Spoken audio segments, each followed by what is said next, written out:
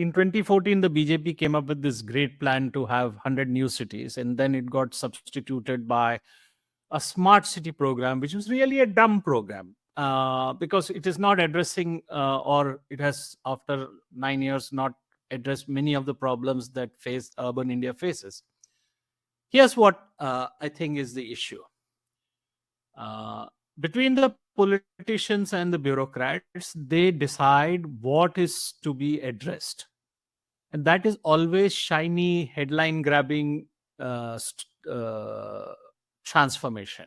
So you will hear a lot about metros, you will hear a lot about flyovers, you will hear a lot about coastal roads and stuff like that.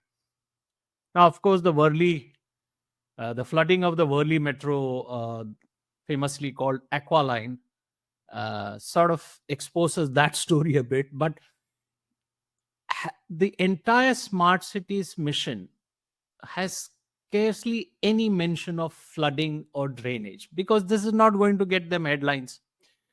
The second part of it is that even when they created another program called Amrut, they constructed 1400 kilometer of drainage across 500 cities.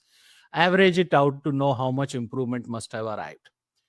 The principal problem is when development projects are cleared, when developers come and say, okay, I'm going to put this society here, this, that.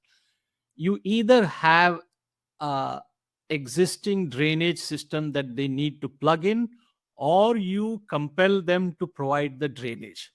Neither of this happens. So the building comes up, they sort of put up the usual stuff, and wherever possible, there is a drainage system, but that's not connected to any city-wide system.